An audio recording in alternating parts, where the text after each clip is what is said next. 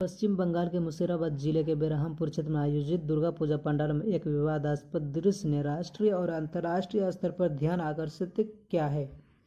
दो पंडालों में अंतर्राष्ट्रीय राजनीतिक नेताओं का राक्षस असुर के रूप में प्रस्तुत किया गया है, जो धार्मिक और सांस्कृतिक संवेदनाओं को आहत करने के आरोपों का कारण बन रहा है। पंडालों में असुर रूप में दिखाए गए नेता खगरा शमशान घाट दुर्गा पूजा समिति। इस पंडाल में पूर्व अमेरिकी राष्ट्रपति डोनाल्ड ट्रंप को महिषासुर के रूप में प्रस्तुत किया गया है। समिति के सदस्यों के अनुसार यह चित्रण ट्रंप की व्यापार नीतियों जैसे भारतीय वस्तुओं पर 50% शुल्क और सख्त वीजा नियमों के विरोध में किया गया है। उन्होंने यह भी आरोप लगाया कि ट्रंप ने प्रधानमंत्री नरेंद्र मोदी के साथ विश्वासघात किया है, जो उन्हें मित्र मानते थे।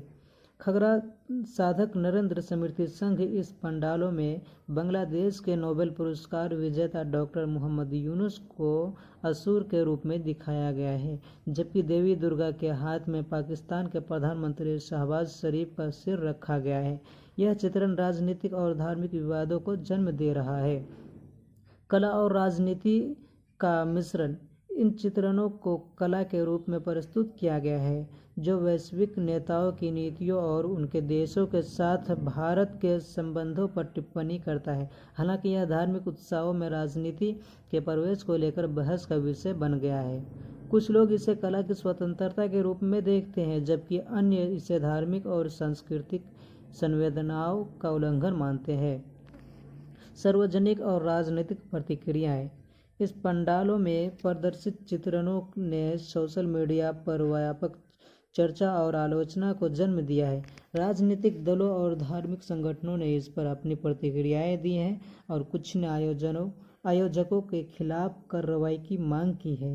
यह घटना दर्शाती है कि कैसे धार्मिक उत्सवों में कला और राजनीतिक मिश्रण समाज में संवेदनशील मुद्दों को जन्म दे सकता है। दोस्तों, जैसे कि आपने देखे थे 12 वफात रबीउल अव्वल के दिन सिर्फ एक छोटा सा आई लव मोहम्मद के बोर्ड लगाने पर विवाद छिड़े, जिसमें हिंदू यानी कि कुछ अनभक्त के ठेकेदारों ने इस पर आरोप लगाया और 25 लोगों के ऊपर गिरफ्तार किया गया था।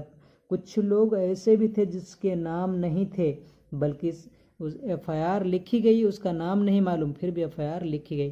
कुछ लोगों को अरेस्ट किया, कुछ लोग बाकी थे। जैसे कि इसी मुद्दे पर आप देखे होंगे यूपी का बरेली में कई लोगों का जुमे की बाद सर फाड़ दिए गए।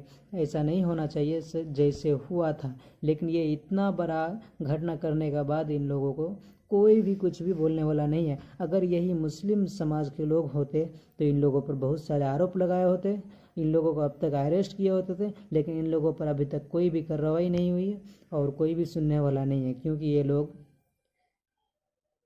हिंदू है। अगर मुस्लिम होते तो इन लोगों को अभी तक जेल के सलाखों के अंदर डाल दिए होते।